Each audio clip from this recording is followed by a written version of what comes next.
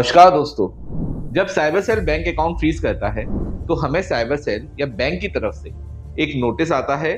तो उसमें कई बार योर बैंक अकाउंट फ्रीज लिखा होता है, तो कई बार बैंक अकाउंट डेबिट फ्रीज लिखा होता है। तो आखिर इन दोनों का मतलब क्या है, ये होता क्या है बैंक अकाउंट फ्रीज और क्या होता है बैंक अकाउंट डेबिट फ्रीज। चलिए आज इस वीडियो में हम आपको ये बताते हैं। हाय फ्रेंड्स, मैं हूं एडवोकेट आयुष्कर और आप देख रहे हैं अपना YouTube channel online legal centre. एक जरूरी बात मैं आपको और बता दूं, अगर गुजरात या केरला साइबर सेल से आपका बैंक अकाउंट फ्रीज हुआ है तो आपको केस स्टार्ट करने के लिए पहले एडवांस फीस पे करने की कोई भी जरूरत नहीं है। आपका बैंक अकाउंट अनफ्रीज होने के बाद आप पूरी लीगल फीस पे कर सकते हैं। तो चलिए टॉपिक पर अब वापस आते हैं। दोस्तों, जब हमारा बैंक अकाउंट फ्रीज हो जाता है तो हमें साइबर सेल या बैंक की तरफ से एक नोटिस मिलता है। इस नोटिस में स्पष्ट लिखा होता है कि आपका बैंक अकाउंट फ्रीज किया जाता है या फिर आपका बैंक अकाउंट डेबिट फ्रीज किया जाता है।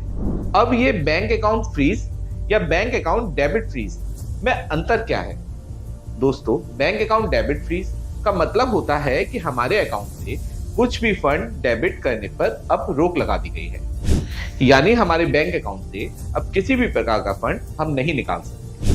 चाहे आप ऑनलाइन फंड निकालना चाहते हैं या ऑफलाइन फंड निकालना चाहते हैं कैश में, अब आप किसी भी प्रकार का फंड अपने अकाउंट से नहीं निकाल सकते। इसी को ही बैंक अकाउंट डेबिट फ्रीज होना कहते हैं। इस कंडीशन में अकाउंट में फंड आ तो सकता है, क्रेडिट हो सकता है, लेकिन फंड डेबिट नहीं हो सकता, निकल नहीं सकता। अब ये बैंक अकाउंट फ्रीज क्या होता है?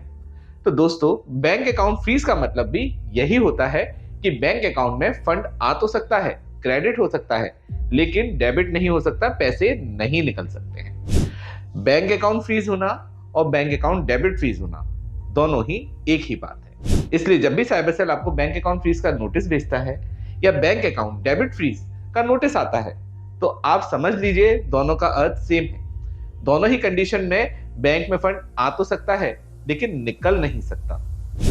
अब दोस्तों, एक जरूरी बात कि बैंक अकाउंट फ्रीज हो जाए तो हमें करना क्या है?